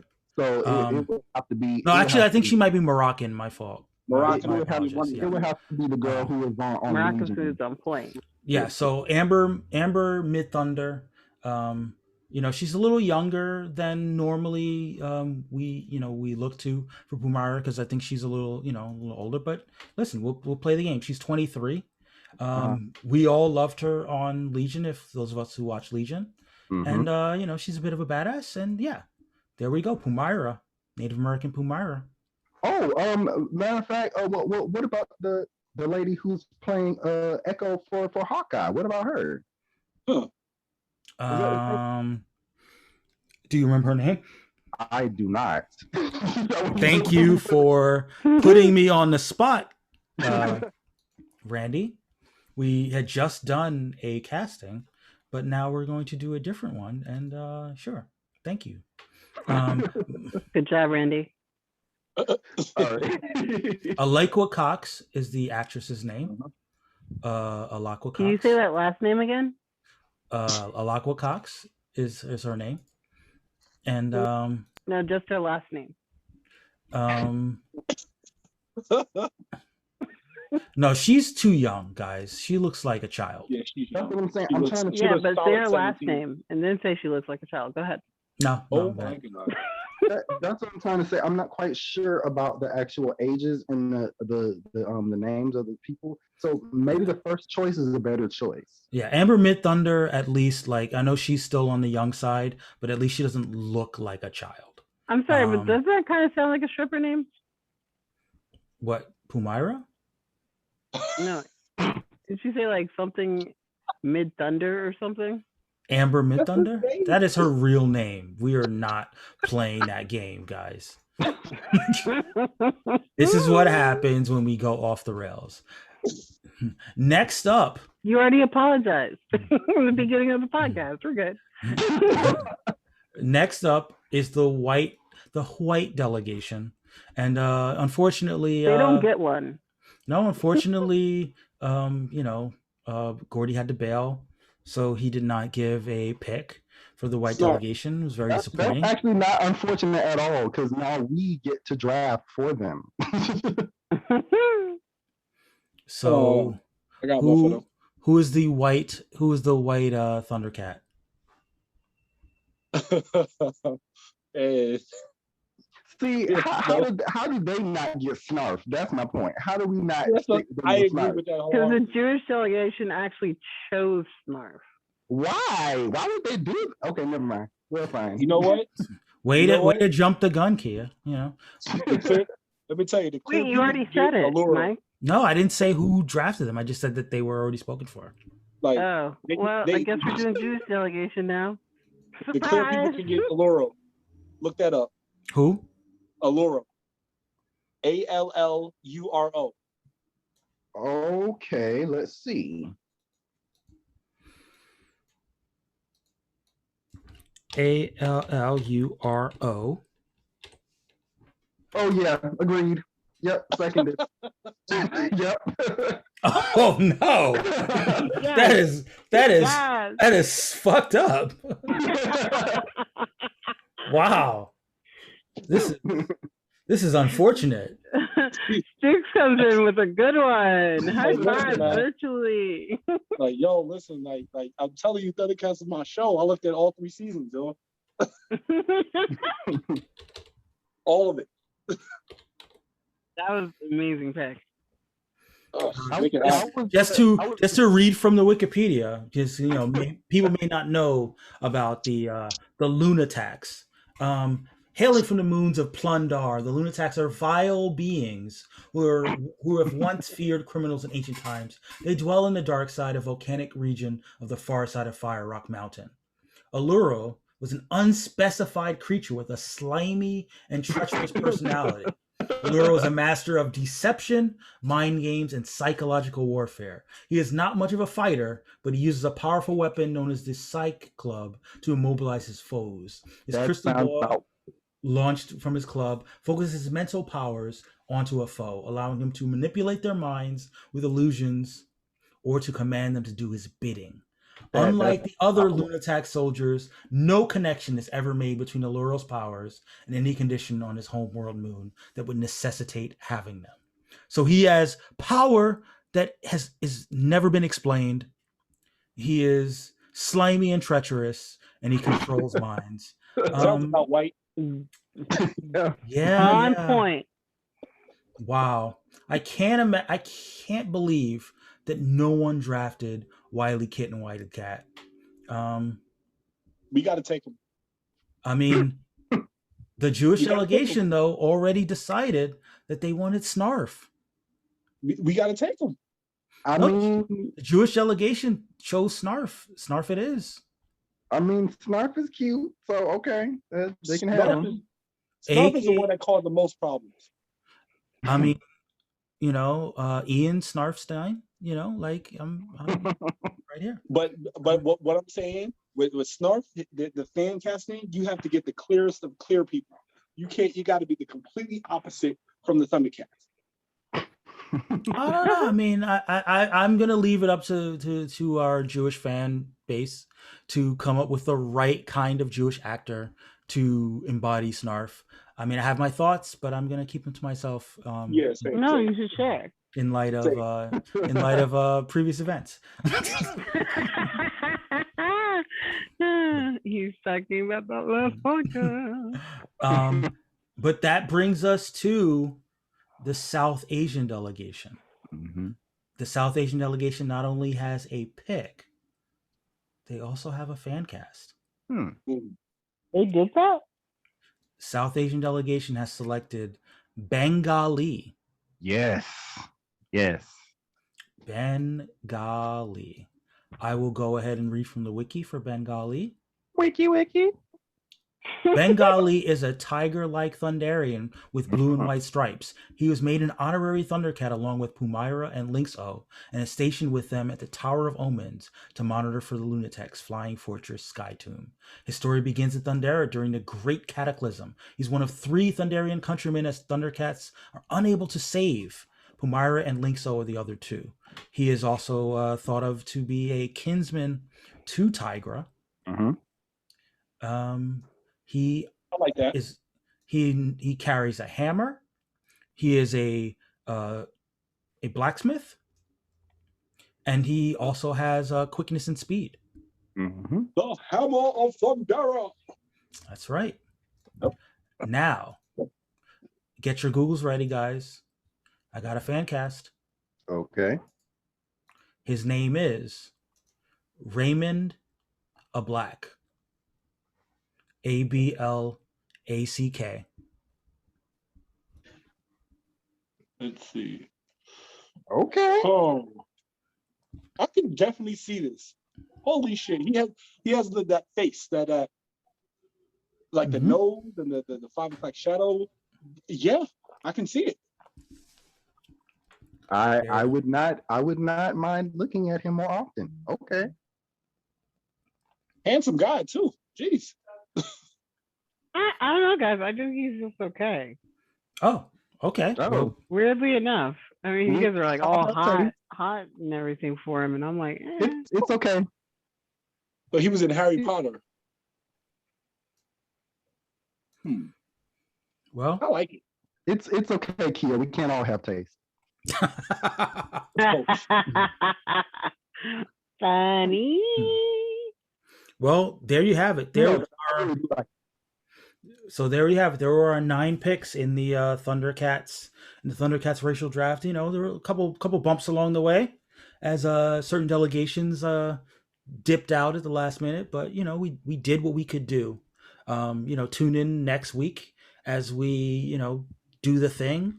Maybe we'll have another on the podcast racial draft. Stukes, I hope you know you enjoyed hanging out with us. Yeah. Thank you so much for being here. I actually like this. Yeah. You know, Kia, I'll give you the opportunity to say the thing, not the thing, but you know, talk a little. Oh, I can't show out because Stukes is here and you want all No, that no, I power mean, I'm after, just saying. like, overlooking me. It's No. all good. It's all right. I didn't want to say this thing anyway. All things are possible. Anyway. You know, I mean, bring it home. You know, we had a good long episode. Well, I just want to say that Randy came up with some really great things today. Me and Randy were bonding. I loved it. Stu, you brought a lot to the podcast today. I'm really excited that you were here. You know, like really good vibes. Like you did a good job, you know, Mike, you know, finding Stukes and connecting and all that goodness. So come back, Stukes. And yeah, Gordy, you did great as always. Carlos, where were you? Where were you, Carlos? Huh? Are we not good enough for you, Carlos? Like you just couldn't show up, Carlos? I see you. I know where to find you. But yeah, with that being said, go ahead, take it away, Mike. I don't want to. I would be remiss if I didn't say that you can find us on all social medias at Racial Draft. You can find us at Racial Draft Pod on Twitter, Racial.draft on Instagram, Racial Draft on Facebook. You know, go ahead, follow us. And Clubhouse. Go ahead. Yeah, sure. Racial Draft on Clubhouse. You can go ahead and subscribe to us on all the places that you find podcasts. You can donate to my Cash App anytime you want. Yeah, you can donate like to whenever our. You laugh, you could just like send me $20 for laugh. You can donate to our Patreon. You can donate to our OnlyFans facial draft. And